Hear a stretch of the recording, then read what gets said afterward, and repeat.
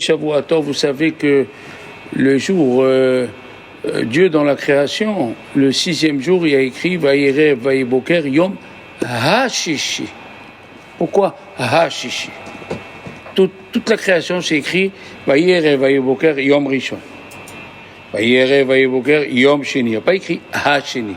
Quand on dit Ha, c'est l'article. Donc qu'est-ce qu'il y a de HaShishi? Dieu, il a créé le monde et il a dit J'attends le 6 Sivan, où l'endroit où les Juifs ils vont recevoir la Torah. Le 6 Sivan. Donc c'est pourquoi c'est écrit HaShishi. Ça veut dire, le Midrash nous dit, ça c'est bien de l'écrire parce que moi je ne le savais pas tellement, il y avait 974 ans que Dieu a gardé la Torah dans le ciel. Et après, il restait 26 ans. 26 ans, c'est le nom de Dieu, Yud-Ke Vav-Ke, c'est le nom de Dieu qui se manifeste avec la miséricorde. Yud-Ke Vav-Ke. D'accord, on l'a dit plusieurs fois, mais c'est bien de le répéter. Yud-Ke Vav-Ke. Pourquoi? Parce que Dieu il a voulu donner la Torah déjà à la création. Davar, le verset nous dit Davar Tziva le Elev d'or. Il voulait donner le Davar pour les 1000 générations, avant la fin des 1000 générations. Mais il y a eu la catastrophe de Caïn et de Hevel, il y a eu la catastrophe du Maboul, il y a eu la catastrophe de la tour de Babel. Il a pu la donner que les dernières 26 années qui restaient depuis la création, jusqu'à Matan Torah, il y a eu 26 générations. Et 26 générations, alors Dieu l'a donné la Torah. Donc, le monde entier, le monde y tient sur quoi? Sur le don de la Torah. Et qu'est-ce qu'il a dit Dieu? Ou vous acceptez la Torah. Si vous n'acceptez pas la Torah, je remets le monde Tohu Vabo. D'accord? Je remets le monde Tohu Vabo. On devait accepter la Torah pour que le monde ne retourne pas à Tohu Vabo. Eh ouais. Tohu Vabo, c'est le néant, hein. Tiens, le style. Tohu Vabo. Tohu et Bohu, ça se dit en français, hein. Il fallait le don de la Torah. Le monde y tient, pourquoi? Parce que Dieu il a créé ce monde pour la Torah. Sans la Torah, le monde n'y tient pas. Et si vous avez fait attention, le bon Dieu l'a créé, et quand ici c'est jour, en Amérique c'est nuit. Quand là-bas c'est jour, ici c'est nuit. Pourquoi? Pour que les gens étudient la Torah 24 sur 24. Sinon le monde il s'éteint. Avant, on était tous en Israël. Il y avait des gens qui aimaient la Torah. Ils étudiaient jour et nuit. Ce n'était pas un problème pour eux. Ils étudiaient jour et nuit. Mais après les générations, ils ont diminué. Les générations, ils ont diminué. Et comme les générations ont diminué, qu'est-ce qu'il a fait à Kadosh Baruch Hu? Il a mis des Juifs aux États-Unis, il a mis des Juifs ici, comme ça. Quand ceux-là, ils dorment, ceux-là, ils étudient.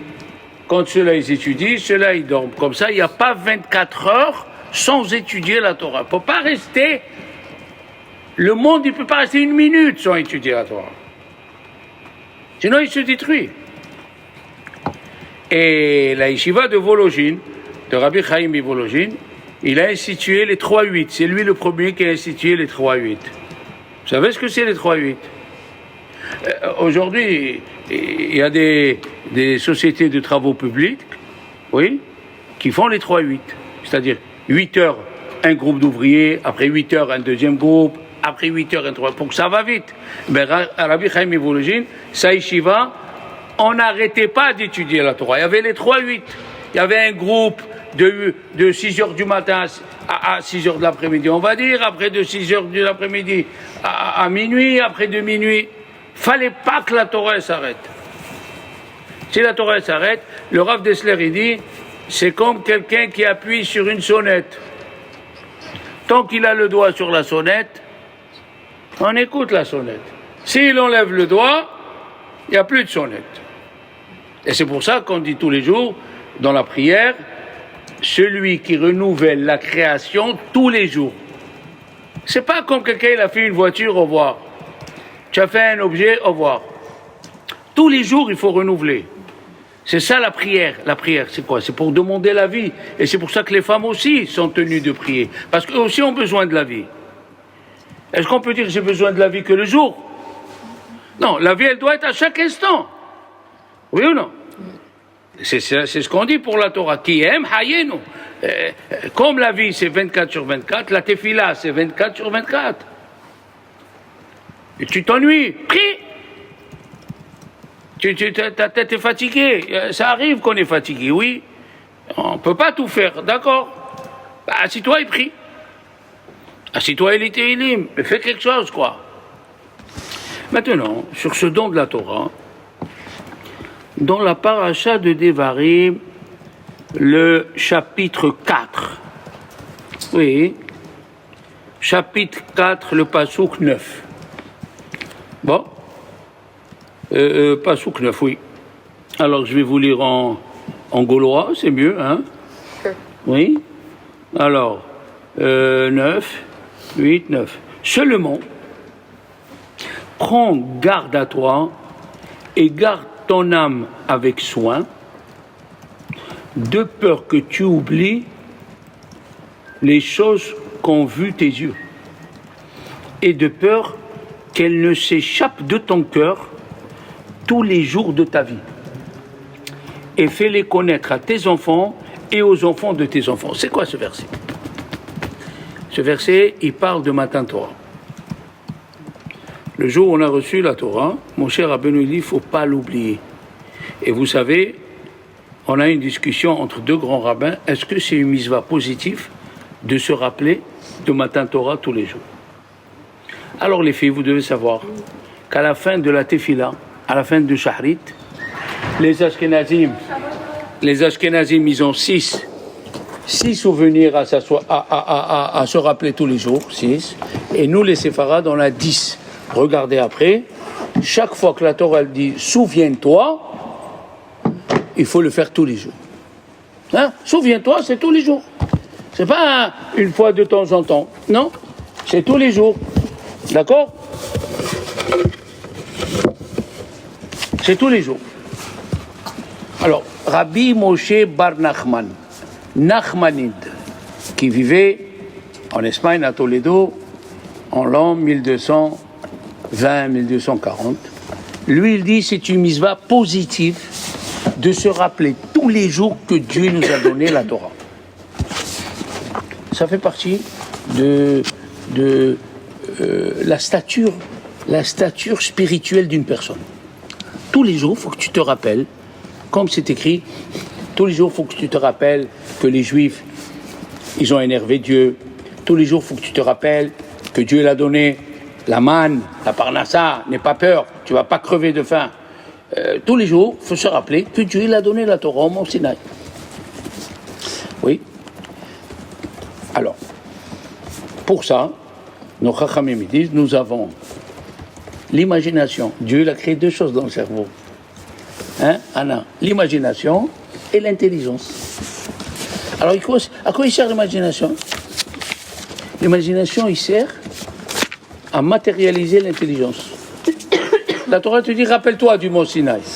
Alors, il vient l'imagination et il te dit, voilà comment on était debout avec nos femmes, nos enfants. Et tous les jours, il faut se rappeler de ça. De Matan Torah. Oui. Comme ça, il dit le Ramban, il faut se rappeler. Rabbi Moshe Bar Nachman, il faut se rappeler du don de la Torah et tout ce qui était à côté. Entre parenthèses, pour ceux qui l'ignorent, on apprend comment on se conduit au mariage de Matan Torah. J'explique. Dieu, il a pris la montagne, nous a mis sur nous.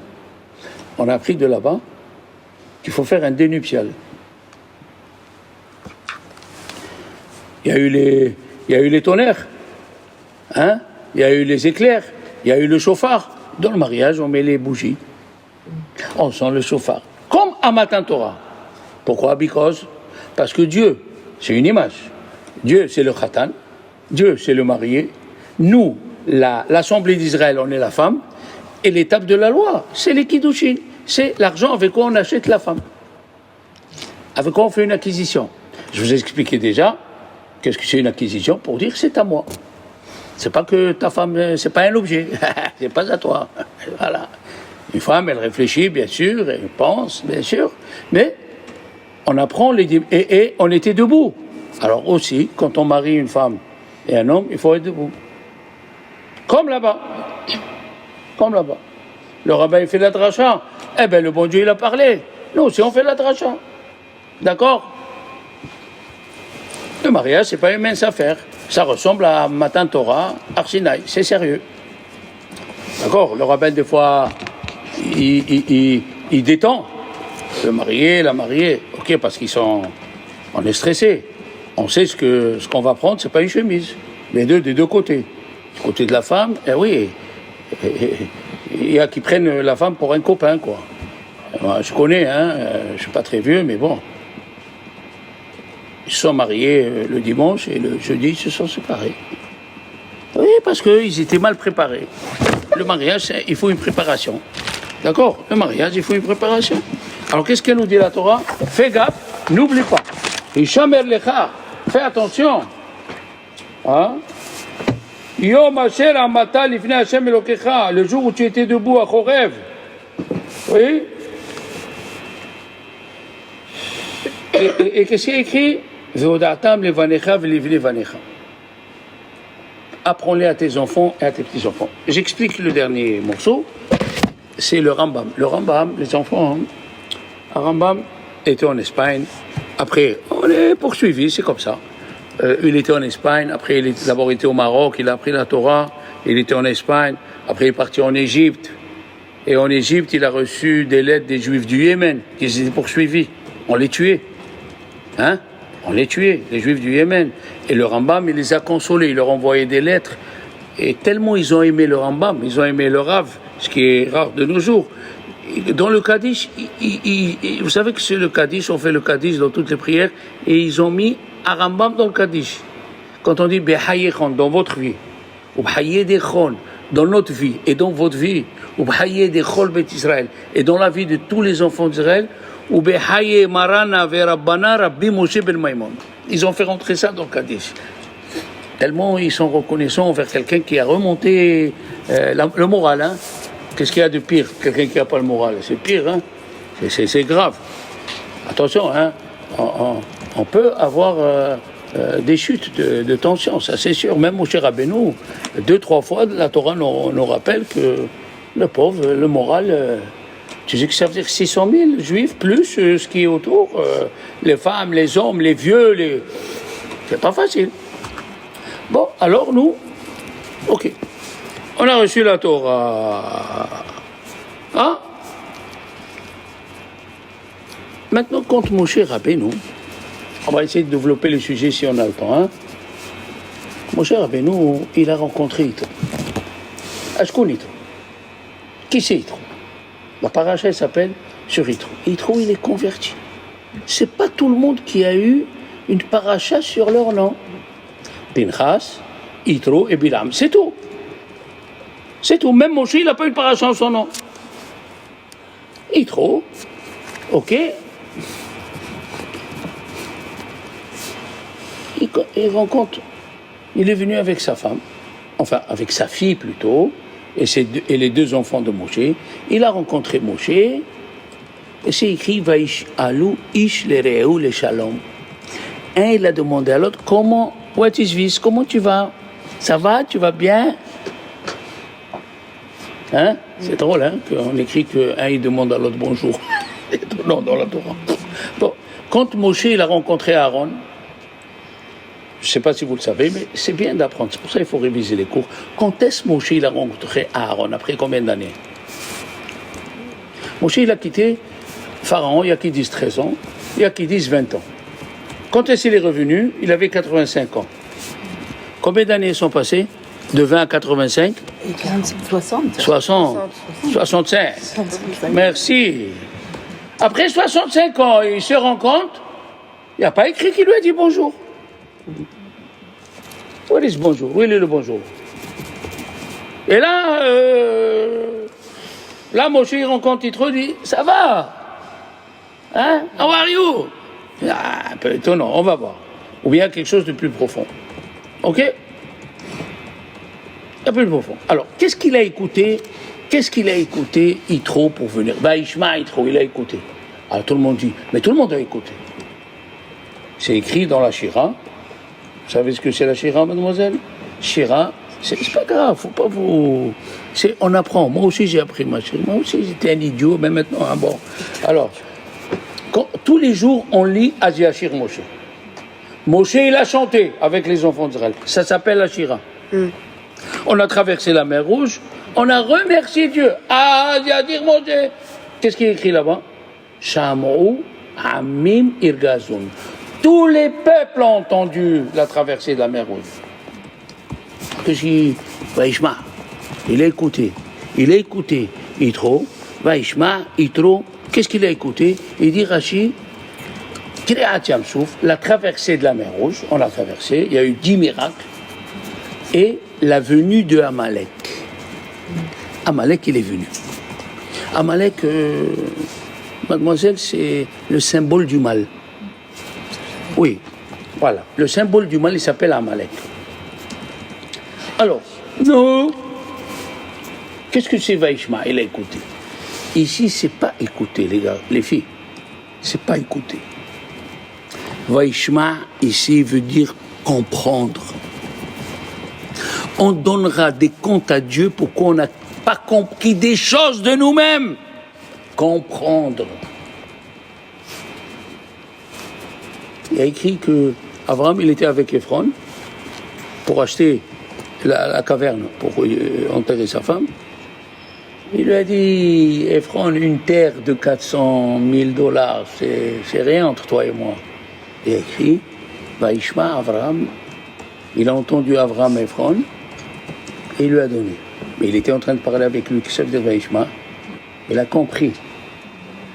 Il a compris. Et d'ailleurs, en français, je pense que je ne me trompe pas, on dit bien, je m'entends bien, je m'entends quand tu parles avec quelqu'un et tu lui dis, je m'entends bien. C'est-à-dire, est-ce que tu as compris ce que je t'ai dit? Oui ou non, c'est ça? Donc, le mot Vaishma ici, c'est pas il a entendu. Tout le monde a entendu. Il a compris. Qu'est-ce qu'il a compris? Les enfants, ouais. Qu'est-ce qu'il a compris? On peut comprendre qu'il a écouté la traversée de la mer Rouge, parce que le monde entier, nos Chachamim me disent, quand Dieu a coupé la mer Rouge, enfin Moshe il a coupé, tous les vers d'eau, toutes les piscines, ils se sont coupés en deux. Même la femme de ménage, qu'elle avait le seau, elle voulait tromper la serpillière, le seau était coupé en deux. Donc tout le monde savait. Même dans la maison de Yitro, ils ont voulu, les filles ont voulu prendre de l'eau, ils ont vu le puits coupé en deux. Donc ça, tout le monde l'a su. Mais la guerre contre Amalek, qui c'est qui lui a dit ça, Yitro? Il n'y avait pas de moyens de communication. Aujourd'hui, tu vas sur les informations israéliennes, un petit Israélien qui est tombé de la bicyclette à Bnei-Brak, tu l'as de suite en information. Alors, je vous assure. Un vieux qui s'est fait renverser, de suite tu l'as en information. Ça veut dire que ce monde est devenu quoi? Un village. Un petit village, tu sais tout de suite. En Arizona, une vache, elle a encorné un cow-boy, de suite ça sort. Mais moi, je vous dis franchement, au Maroc, il y avait ni portable, ni rien. J'avais une vie paisible. L'Arizona, l'Utah, laisse-moi, moi, je me levais le matin, j'allais à la prière, j'étudiais. Non. Dieu veut que tout le monde en soit concerné aujourd'hui. Tout le monde soit concerné pour prier l'un pour l'autre. On l'a vu dans le Covid. Un, il a prié pour l'autre. Des Juifs qui ne se connaissent pas. Des Juifs qui... Rien, je te connais. On s'est mis à prier un pour l'autre, les Shem Shamayim. C'est ce qui nous a sauvés d'ailleurs. D'accord? Alors les Chachamim me disent, ça aussi il a su, Yitro. Et comment les enfants, comment la Torah elle est douce. Pour la guerre contre Amalek, Moshe Rabbeinu, je l'ai dit dans le discours de la semaine dernière, il est resté 36 heures les mains. Ça veut dire le soir que normalement à 6 heures, il y a la sortie des étoiles, le monde entier a vu, c'est encore la lumière. Alors ils ont posé la question, c'est quoi ça? Ça veut dire, la traversée de la mer Rouge, tout le monde le savait, il le savait même chez lui, et même la guerre de Amalek. Même la guerre de Amalek, il le savait, puisque Moshe Rabbeinu est resté 36 heures. Et c'est pour cela, pour ceux qui veulent approfondir le sujet, parce qu'il faut avoir de la profondeur dans ce qu'on dit, pourquoi Moshe Rabbeinu a ajouté un jour pour recevoir la Torah? On devait recevoir la Torah le 6, vendredi, Anna. Et Moshe Rabbeinu, il a ajouté un jour. On l'a reçu le 7 Shabbat. Pourquoi il a ajouté un jour? Parce que Dieu a dit, il faut compter 49 jours. Or, quand Moshe Rabbeinu, il a levé la main, le soleil est resté 36 heures. Donc il manquait un jour. Il manquait un jour. Alors, entre parenthèses, quelles sont les choses que Moshe a fait de sa tête? Il y a 3 choses qu'il a fait de sa tête. Il s'est séparé de sa femme. Il a dit, Dieu, il me parle avec, il parle avec moi, je dois être saint. Il s'est séparé de sa femme. Il a cassé l'étape de la loi quand les Juifs ils ont fait le veau d'or. Et il a ajouté un jour. C'est les 3 choses. Combien d'heures? Il est resté comme ça 36 heures. Oui, mais et pourquoi on a rajouté un jour? Parce qu'il fallait combien d'heures? Parce qu'il manquait un jour qui devait être jour et nuit. Alors qu'ici, il n'y avait pas la nuit, puisqu'il est resté 36 heures. Quelles sont les 3 choses que Moshe Rabbeinu il a fait encore une fois? Il s'est séparé de sa femme. Il a ajouté un jour. Et il a cassé l'étape de la loi dans le veau d'or. Eh bien les filles, dans le mot Moshe, il y a les 3 choses qu'il a ajoutées. Même Moufrash mina isha. Qu'est-ce que c'est Moufrash en hébreu? Il s'est séparé de sa femme. Même. Le même de Moshe, ça veut dire Moufrash mina isha. Après le Shin, Shavar et Aluchot. Il a cassé les tables.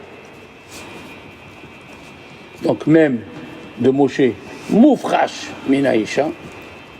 Shin, Shavar et Aluchot. Et le He, Hosif Yom Ehad. Il a ajouté un jour. C'est extraordinaire. Hein? C'est extraordinaire que Moshe Rabbeinu, il a accompli sa mission. Ça veut dire sa mission, c'était ça. Ouais, il a fait sa mission. On continue. Il y a aussi, nos Chachamim, ils disent, c'est venu nous apprendre, et ça nous concerne, qu'on peut voir des miracles. Yitro, il a vu qu'on peut voir des miracles et on ne change pas. Amalek, il a vu, il a entendu la traversée de la mer Rouge. Il a vu le diplé. Oui. Il a vu tout ça. Il n'a pas changé. Ah non, tu as compris? Comment c'est possible? Et c'est possible, si la Torah le raconte, on peut voir des miracles. On peut voir des miracles et rester le même. On ne bouge pas, malheureusement. On a vu ça, qui c'est qui a fait ça aussi? Datan Vaviran. Ils sont sortis d'Égypte. Ils ont vu les miracles que Moshe il a fait. Ils ont vu le don de la Torah. Ils ont vu que Dieu parlait à Moshe. Tout ça, ils ont vu. Ils sont restés Rechaim. Datan Vaviran. Ils sont restés toujours contre Moshe Rabbeinu. Encore plus haut que Datan Vaviran, Korah. Korah, il levait l'arche de Dieu. Il avait l'esprit divin, ça veut dire qu'il pouvait deviner des choses, puisqu'il a vu ses enfants qui servaient au temple. Il a eu la jalousie du kavod de Aaron. Ça, c'est la première leçon. Ça ne sert à rien, il dit à Rambam, de dire à quelqu'un, et s'il dit, moi je me convertis, si on me fait un miracle, amène-moi au vieux port et ouvre-moi le vieux port en deux. Ça ne sert à rien. Ça ne sert à rien. Des gens avant toi, ils ont vu des miracles, des gens avant toi, ils ont vu des choses extraordinaires, ils sont restés pourris. Ils sont restés pourris parce que la Torah est comparée à la pluie. Ouais, il a dit Moshe Rabbeinu, Ya'arov kamatal likhi, que mes paroles soient comme de la pluie.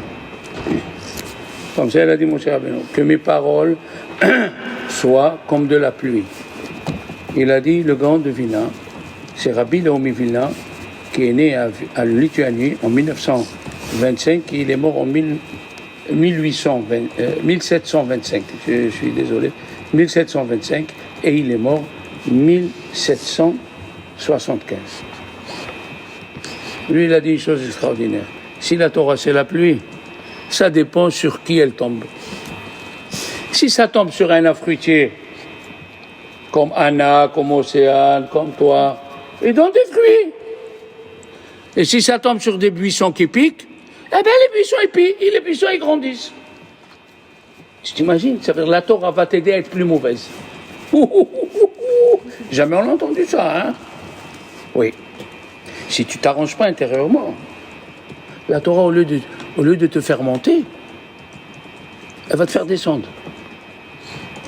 Parce que, il dit Rabbi Chaim Vital. Rabbi Chaim Vital, c'était l'élève de Harizal en 1540.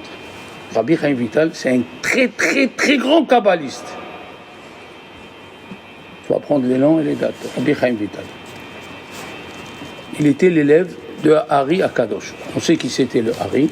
Le Hari Akadosh, c'est Adodenu Rabbi Yitzhak Luria, qui était à Tzfat et qui connaissait toute la nouvelle Kabbalah qu'on a maintenant. Je dis la nouvelle parce qu'elle était cachée. Et lui, il l'a développée. Ha'ari Akadosh. Ha'ari Akadosh. Aleph, c'est Adonenu, notre maître. Resh, Rabbi Yud Yitzhak. Adonenu, Rabbi Yitzhak. Et pourquoi on l'appelle Hari? Hari, c'est le lion. C'était pas n'importe qui. C'était un lion. Tu peux écrire Hari, le lion, Aleph, Resh, Yud. Le lion. C'est qui ce lion? Adonenu, Rabbeinu Yitzhak, notre maître. Et il a fait des découvertes dans la Torah qui étaient cachées depuis l'époque de Moshe Rabbeinu. Alors Rabbi Chaim Vital, il a dit que tout le premier livre Bereshit, Dieu il a écrit pour qu'on apprenne les bonnes qualités. Il sert à quoi? Torah veut dire les mitzvot, les 10 commandements, les 613 mitzvot. Alors pourquoi le premier livre a été écrit? Ah ouais, pour qu'on apprenne à être comme Abraham, Isaac, Yaakov et Yosef Hatzadik. Ah ouais. Vous avez vu tout ce qu'il a fait le beau-père contre Yaakov, Lavan. Est-ce que vous avez lu une fois ou entendu une fois que Yaakov il s'est vengé? Ah, et pourtant Yaakov, il connaissait le Shem HaMeforash, le nom de Dieu. Il a jamais... Lavan, il a volé 100 fois Yaakov, ils disent les Chachamim. 100 fois il lui a volé le salaire. Est-ce qu'une fois Yaakov, il a volé un mouton de Lavan? C'est pas facile, hein? Ah, moi je raconte ça, mais excusez-moi, hein, vous travaillez chez quelqu'un, au lieu de vous payer le SMIC 1400 €, il vous donne 750 et il te dit tu continues à travailler. Qu'est-ce que tu dis toi, la chose la plus logique, qu'est-ce que tu dis? Ben, je vais prendre un peu de marchandises. Il me prend, je prends. Oui ou non? Il me prend, je prends. Combien de gens ils ont fait ça? Il vient Yaakov, il nous apprend une leçon. Il t'a pris, c'est pas lui qui t'a pris. Toi, ne prends pas. Ne dis pas, on va équilibrer les comptes. Hein? Moi, j'avais un copain, il travaillait au Maroc chez quelqu'un qui vendait des habits et il lui donnait une misère par semaine. Qu'est-ce qu'il a fait, ce jeune? Une fois, il a volé un cache-nez. Une écharpe, quoi. Quand il venait à l'Yeshiva, il a appris, il a voulu faire Teshuvah. Il a compris, le Rav, il nous avait raconté ça, il est venu chez le Rav, il a dit comment je fais maintenant. Tu prends l'argent, si quelqu'un y voyage à Rabat, tu vas, qui lui donne au patron. Quand il est venu pour donner au patron, le patron était mort. Qu'est-ce que tu aurais fait, Anna, de l'argent? Il est venu chez le Rav. Il lui a dit, voilà, il est mort. Tu lui as dispensé. Il a dit, non, tu les donnes à la tzedaka en son nom. Ça lui fasse du mérite là-bas. C'est ça la Torah. Tu comprends? C'est ça la Torah. Tu apprends.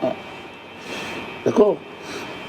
Alors, nous apprendre comme Datan, Vaviran, comme Korah, comme Ephron. Ok?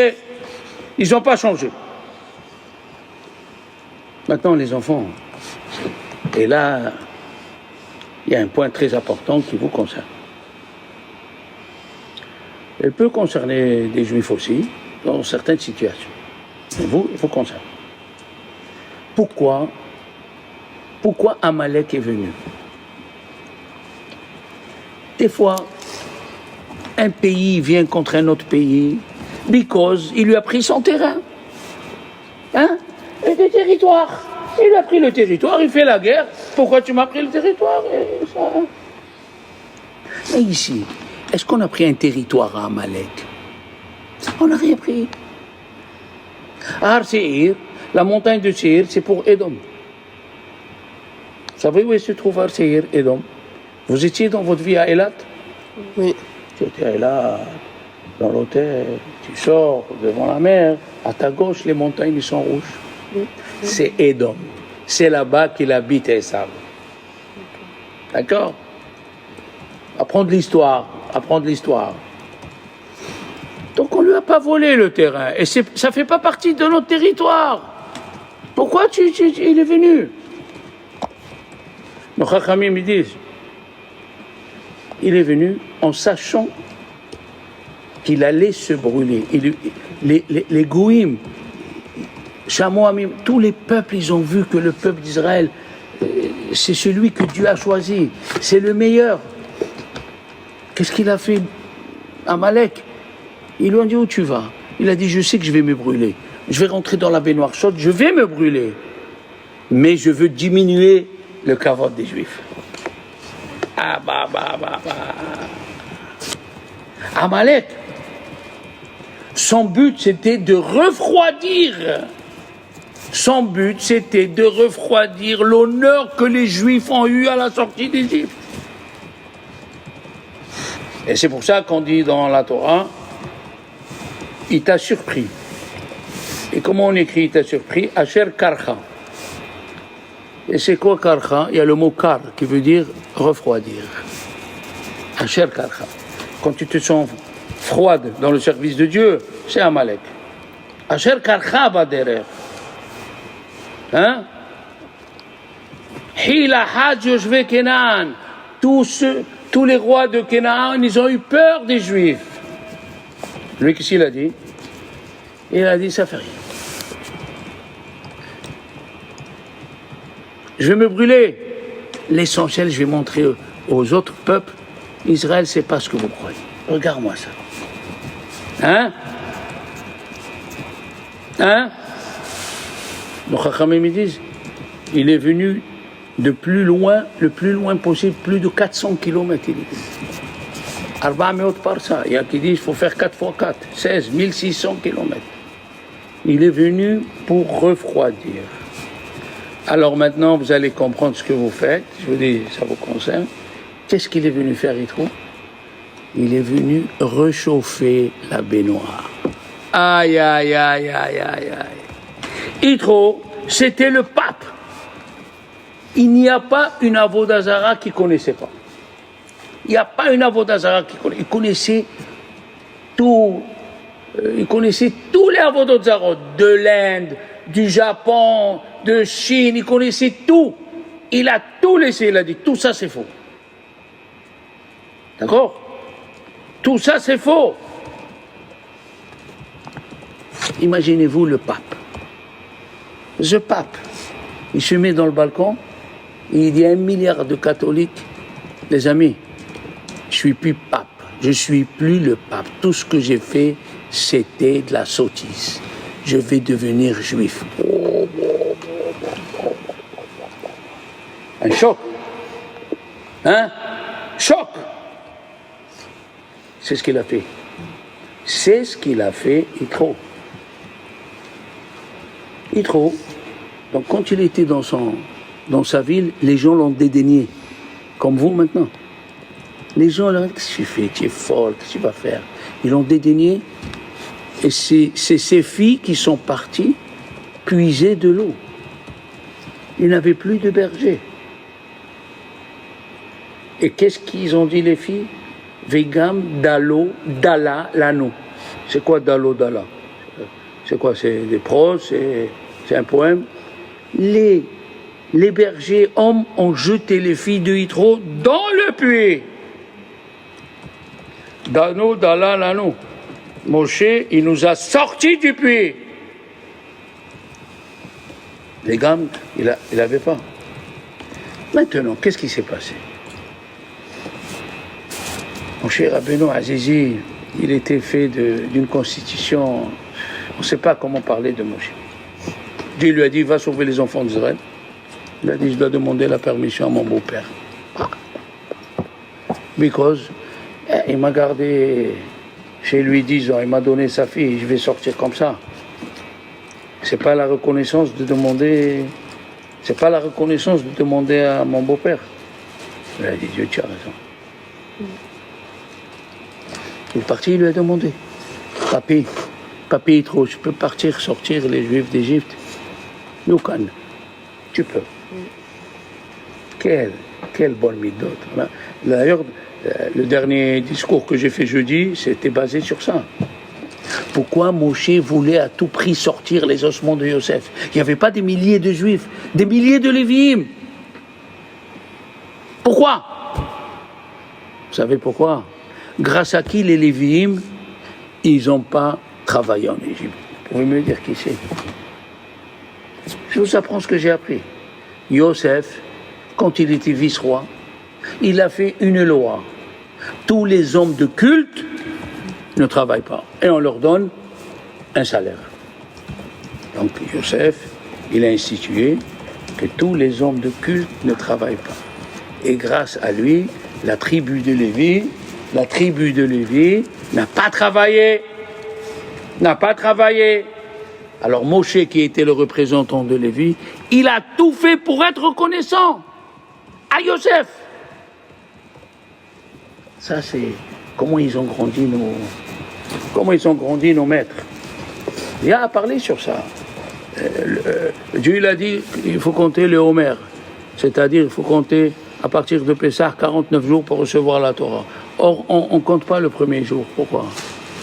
Il dit le Chinuch, Rabbi Aaron Halevi, qui était à Lunel en 1300. Rabbi Aaron Halevi, il a écrit un livre, Sefer HaChinuch. Il explique tous les mitzvot de la Torah. Il existe en français, je vous conseille de l'acheter. Comme ça, vous apprenez tous les mitzvot de la Torah et vous savez le pourquoi du comment. C'est quoi le nom?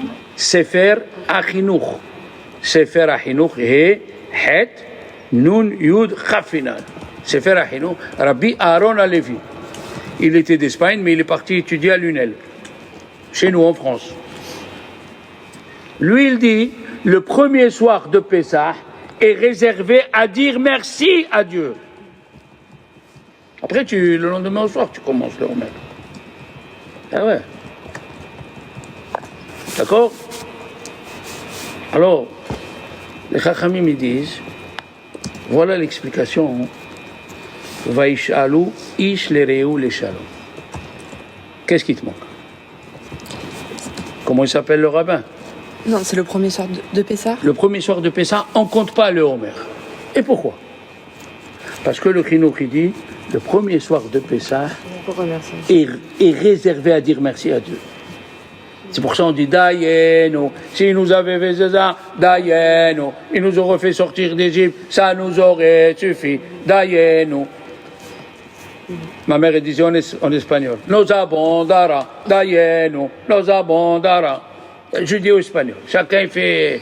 Les Anglais, je ne sais pas ce qu'ils disent. Buckingham, Pal. Je ne sais pas ce qu'ils disent. Bon, alors, le Be'er Moshe, Rabbi Yosef Misalant, il a dit voilà la profondeur des mots de Moshe Rabbeinu. Il lui a demandé bonjour. C'est-à-dire bonjour. What is this bonjour ici? Il a dit, c'est sûr. Moshe qui rencontre Aaron après 60 ans, c'est sûr, il lui dit comment tu vas, c'est quoi cette histoire? Ici, quand Moshe, il a pris le bâton qui était dans le jardin de Yitro. Je vous ai déjà dit, le bâton, il pesait 412 kilos. Donc Yitro, il a réintégré l'honneur qu'il avait. Ils ont dit, Moshe Rabbeinu, dans le bâton, il y a le nom de Dieu, dans le bâton, il y a les 10 plaies. Donc Yitro a reçu un honneur, c'est vrai, indirect, mais il a repris un peu son honneur. La question de Moshe Rabbeinu, quand il lui a dit à Yitro, pourquoi tu es venu? Pourquoi tu es venu te convertir? Est-ce que parce que tu as retrouvé ton honneur? Ou parce que tu es toujours mal vu? Aïe, aïe, aïe. Et c'est ça ce qui vous concerne et nous concerne aussi. Tu vas te convertir. Pourquoi tu vas te convertir? Au temps de David et du roi Salomon, on ne recevait pas des convertis. Parce qu'Israël était en haut. Tout le monde avait peur de nous. Donc tu te convertissais pour l'honneur. Et ça ne tient pas. Une conversion avec intérêt, elle ne tient pas. Elle ne tient pas. Oui. Ruth, elle s'est convertie, elle a montré la route aux convertis dans la pauvreté. Elle était princesse, elle avait une villa de 40 pièces, avec 300 serviteurs, elle a tout laissé, elle a suivi Naomi, sa belle-mère, la pauvreté. Il lui a dit, va ramasser de la glanure pour qu'on mange. À chaque instant, Ruth pouvait revenir où elle était, chez son père, et elle reprend 2 fois la villa et 2 fois 300 ouvriers. Elle lui a dit, Naomi, j'ai plus d'enfants pour que tu te maries. Les 2, ils sont morts. Pourquoi tu veux venir? Elle lui a dit des choses que on n'arrive pas à comprendre. Qu'est-ce qu'on dit à une convertie? Il ne faut pas aller au théâtre. Mademoiselle, oui. Le théâtre, qu'est-ce qu'il y a de mal? Il ne faut pas aller au théâtre. Mais c'est une pièce. Les fourberies de Scapin, le pauvre, le malade malgré lui. On n'a pas droit à sourd de perdre le temps. Tu ne vas pas au théâtre. Tu ne vas pas au stade, les hommes. Ouais, God! On ne va pas au stade. Oui, comme ça, Naomi a dit à Ruth.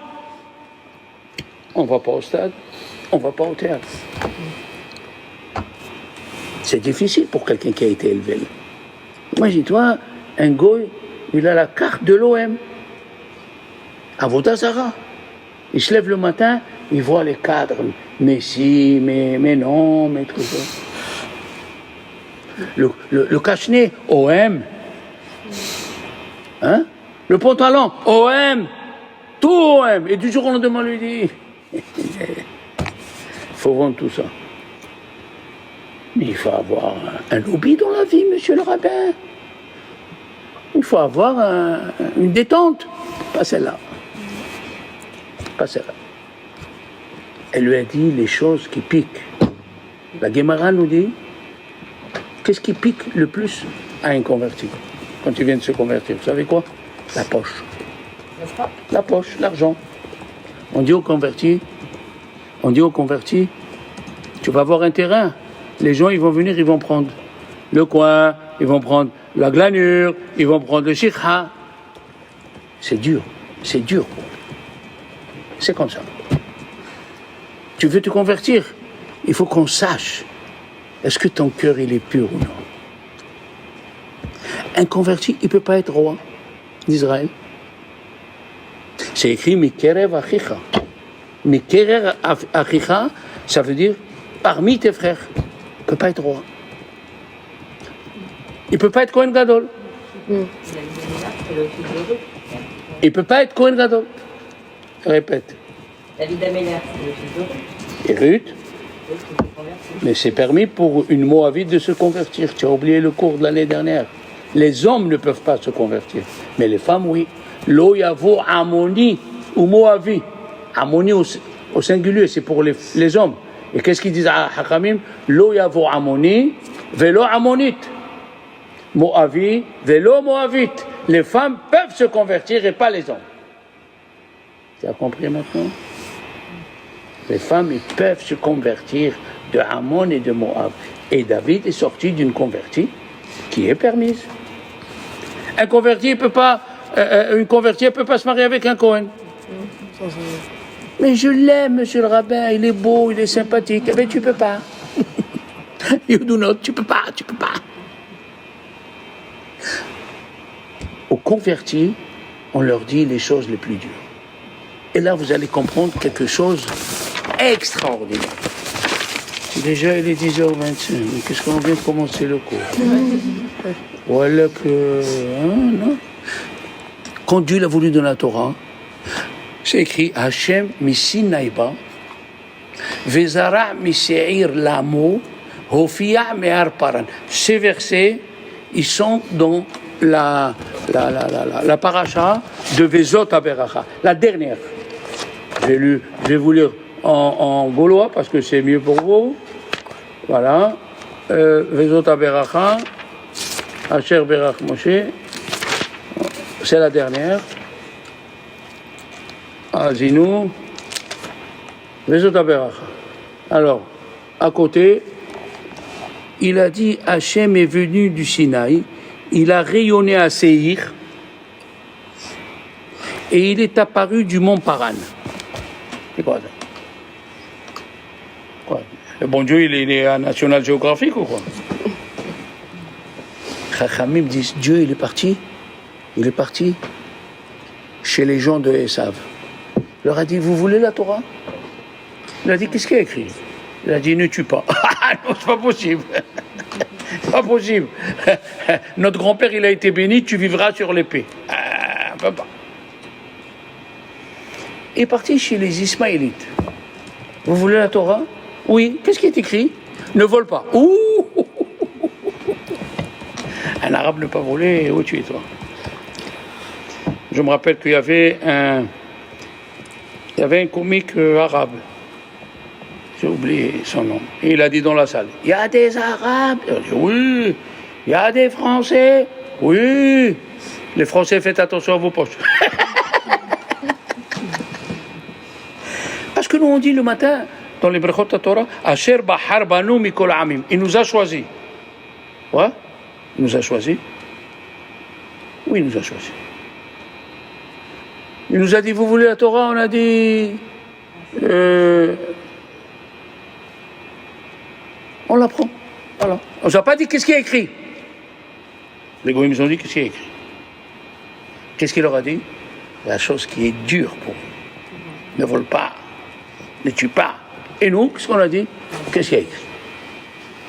Alors, écoutez bien.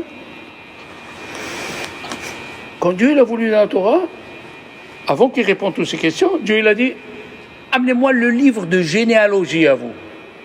Il a dit à Ishmaël, à Esav. Ils ont dit, mais qu'est-ce à voir la généalogie pour... Ah, qu'est-ce à voir? Ouvrez bien les oreilles. Quand Dieu il a voulu donner la Torah, il a pris le mont Moria et il l'a mis sur le mont Sinaï. Rappelez-vous de ça. C'est écrit dans la Gemara de Ta'anit, la page 17. Il a pris une partie du mont Moria, il l'a mis sur le Har Sinaï. Et tout le monde pose la question. Qu'est-ce qu'il avait besoin, le bon Dieu, de faire ça? Pourquoi faire? Qu'est-ce qui s'est passé au mont Moria?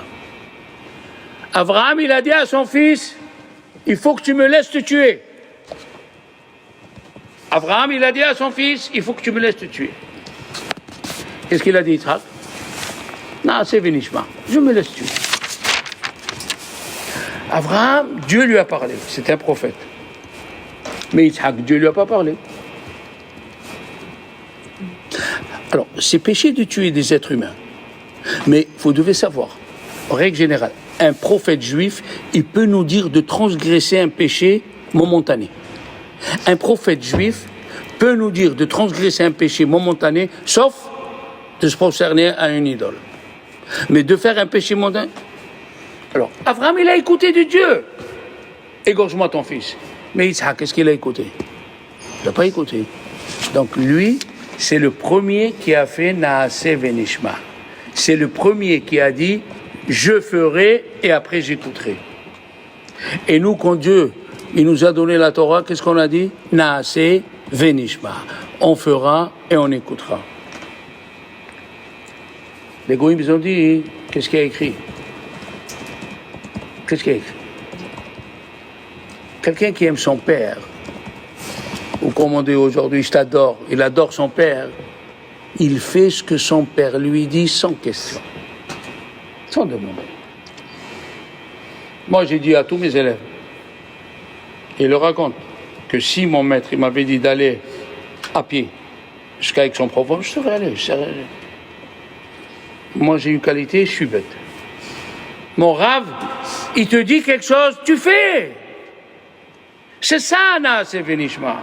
Il a dit, Dieu, amenez l'arbre généalogique. Qu'est-ce que c'est l'arbre généalogique? Votre grand-père a voulu tuer Yaakov. Esav a voulu tuer Yaakov.